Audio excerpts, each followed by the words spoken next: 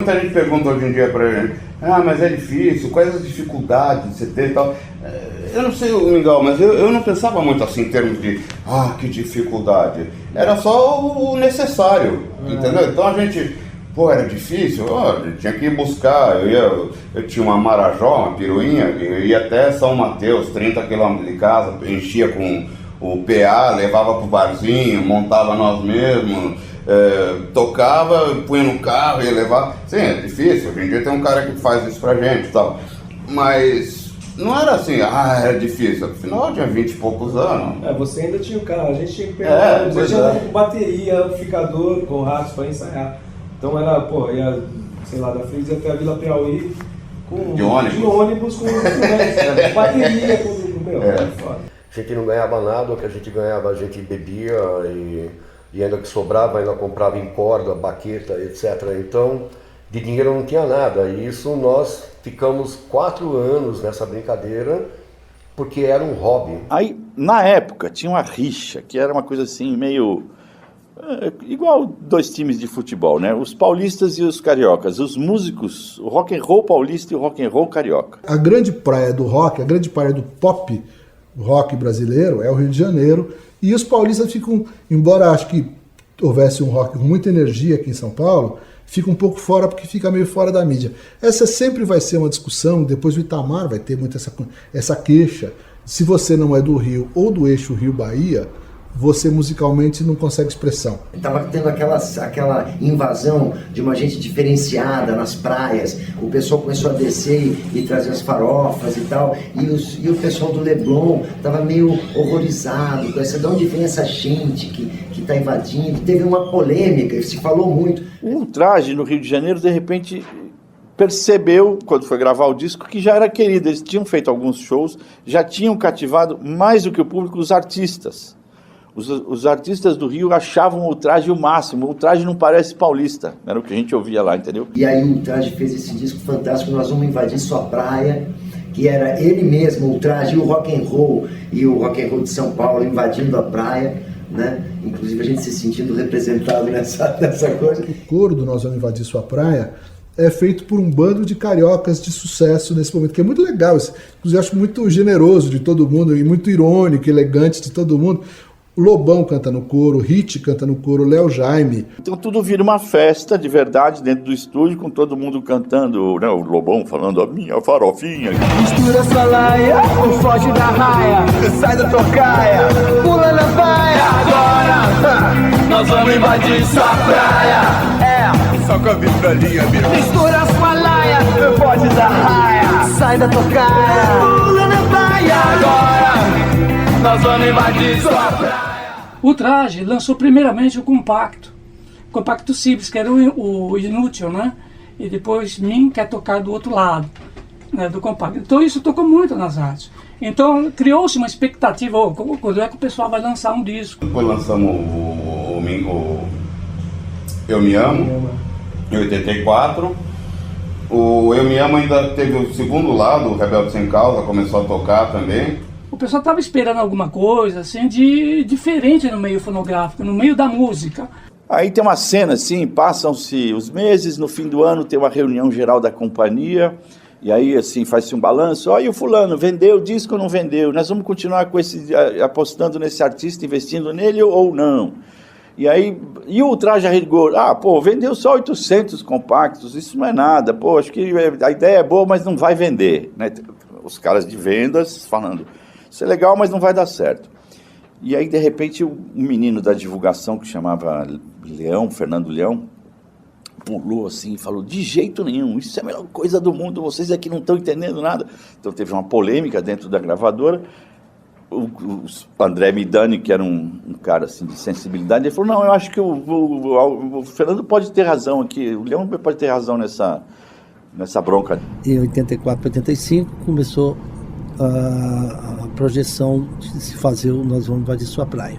No começo eles tinham muitas músicas, eles tinham uma série de composições, eles fizeram uma votação com o público do Rádio Clube, que era uma casa que tinha aqui em São Paulo, uma casa que eles tocavam muito, que tinha já um público fiel, e esse público escolheu quais eram as músicas que iam entrar no Nós Vamos Invadir Sua Praia. Foi executado as 12 canções que tinham no álbum, foram as 12 canções executadas. Eu até hoje não vi ninguém aqui no Brasil, talvez no exterior também, não sei, que teve as 12 canções de um álbum só executadas nas rádios. Parece que é um greatest hits, assim, parece que é uma coletânea. Porque todas as faixas, cara, eu lembro que eu ouvia no rádio, direto, na TV, tocando, programas de videoclipe, também você via os caras, ou mesmo o Chacrinha, essas paradas, programa de auditório. Cara, eu lembro que esse disco inteiro estourou. Quando se pegava no final do dia, era assim, 6 músicas do Ultraje, direto, era um negócio impressionante. Então assim, você tava ouvindo rádio, tava ouvindo uma estação, tava tocando Inútil, você mudava pra outra, tava tocando Me Amo, você mudava pra outra, tocando Nós Vamos Invadir Sua Praia. Pra mim é o maior clássico da música brasileira, com certeza. Você pega discos assim, tipo, as grandes bandas sempre tem o disco, né? Então o Nós Vamos Invadir Sua Praia é um disco que veio para arrebentar, né? No segundo disco da gente fez a televisão Me Deixou Burro, muito burro demais. Já era uma coisa meio estranha, a gente ia pra televisão cantar essas pessoas. Aí a gente fala, não, mas é uma homenagem à televisão e tudo mais. Mas a gente sentia que assim, o público e o Ultraje, de repente, ele veio com Nós Vamos Invadir Sua Praia, inclusive com essa coisa das TVs serem tão importantes no Brasil, a novela, etc e tal. Pra mim é um disco assim bom mesmo, até em nível mundial, não é por nada não.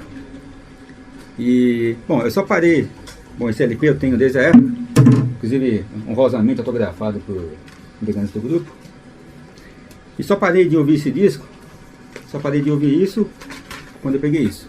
O Ultraje, quando lança o seu primeiro disco, já é a consagração de uma banda que já era famosa. Eu acho que tinha muitas bandas na época que também eram muito boas, e que deveriam ter mais a mídia, que acabavam soltando pra gente, e no entanto eles eram bons também, e ou seja, o nosso disco acabou cansando muito rápido.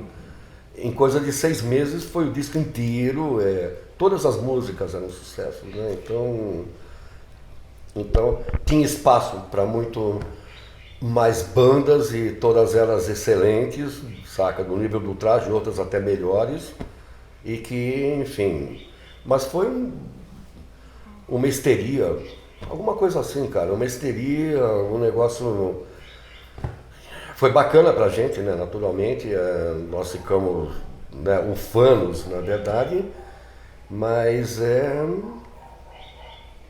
foi um negócio atípico, cara. Quando eles compuseram o disco, não havia aquela preocupação de produção, agradar a gravadora, de o que o público vai pensar, e isso faz o álbum ser melhor ainda, né? Porque não existe, é só aquilo mesmo, o jeito é o bruto, é o que eles pensavam, o que eles queriam, e a gravação também é bacana, a timbragem, aqueles momentos na música que tudo se encontra e fica perfeito, assim. Quando eles começaram a fazer rock, eles tinham muito assunto para tratar, que era muito sério, que incomodava todo mundo. A gente tinha censura, a gente tinha um país onde a gente não tinha direito a escolher diretamente o nosso presidente. Era muito difícil fazer arte de qualquer tipo, porque tinha que passar pelo órgão censor, e se não passasse, você era impedido de dizer o que você pensava, de fazer o seu som. Então acho que o contexto tem essas 3 coisas super importantes. Politicamente é um momento de virada, musicalmente, fora do Brasil, no Brasil é um grande momento de virada, e o humor está vivendo um momento muito específico. É difícil fazer um humor dentro da música e fazer um sucesso comercial, né? E projeção, precisa vender para se manter, isso é normal. Se você fizer muita piada, você está frito, porque o nego te vê uma vez, te ouve uma vez, a segunda não funciona, né? No caso do Ultraje, eu não vejo que fosse uma banda de humor. Era uma banda que, como eu disse, especialmente nesse primeiro disco aí, né, eles radiografavam a sociedade de uma forma bem humorada, mas nem por isso menos angustiada. A gente hoje vive uma saturação de humor, tem um over piada, todo mundo começa o dia vendo qual é a piada que vai ter no YouTube, e há um nível de piadização e humorização da vida muito excessivo. Naquele momento não era tanto assim, né? O mundo era sério e a piada era exceção. Isso que eu acho legal da música popular, é você falar de conflitos, porque muita gente tem bode de música comercial que toca muito no rádio, mas às vezes é um jeito de você trazer para uma grande audiência conflitos filosóficos, né? Numa linguagem simples, mas nem por isso o cara deixa de falar a mesma coisa que está num livro ou num filme ou numa peça de teatro que sejam mais cabeça. Música pop é filosofia para as multidões. Se a gente tá assim, comendo capinha porque a gente quer, se não quiser... Nós somos livres. Porra, velho, isso é... Fala, tem um contexto aí em volta que a gente só tá ali na hora, né? Se a gente tá assim, comendo capinha porque a gente quer, mas...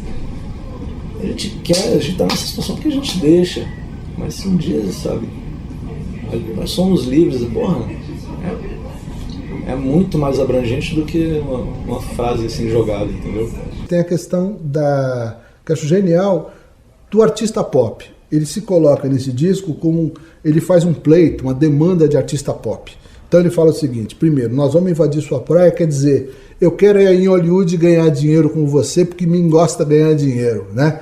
É genial essa história. Ele assume de maneira aquilo que o Frank Zappa tinha feito 10 anos antes, nós só estamos nisso pelo dinheiro. Ele fala o seguinte: eu sou artista pop, eu quero ganhar dinheiro. Me quer tocar, me gosta ganhar dinheiro, dinheiro. Me want to play, me love it, get the money.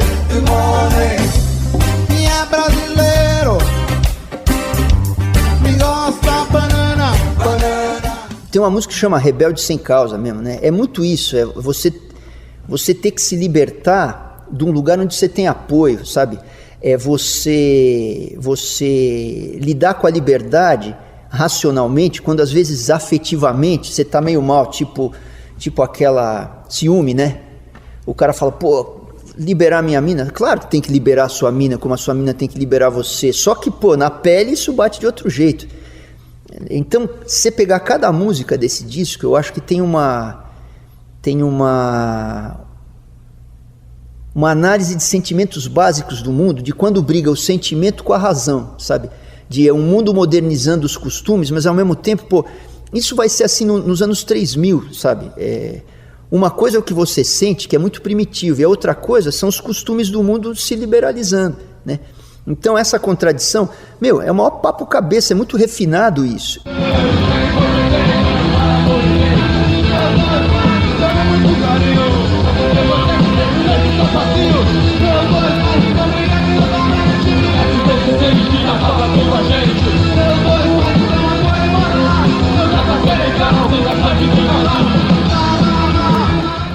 Nos anos 60 e 70, se montou uma mitologia do jovem como o rebelde, que vem nos anos 50 com James Dean e tal, que todo jovem teria uma espécie de rebeldia que ia transformar o mundo e tal, que era uma coisa dos anos 60. E aí nos anos 80 isso não é mais verdade. A nova geração de pais dos anos 80, dos adolescentes e tal, já é uma geração que não se contrapõe, ela não é mais porta-voz de valores moralistas e de conter a juventude. O Rebelde Sem Causa é o nome de um filme da década de 50, né? O James Dean. E na época eu queria dizer uma coisa. Quando a gente lançou, eu aproveitei o título para dizer outra coisa, que é muito mais do que existe hoje em dia, entendeu? Pois é, 20, 30 anos antes é o que existe hoje em dia. É o cara que nasce, o pai dá a guitarra, dá o carro, dá a grana e tal, e ele... É o Rebelde Sem Causa.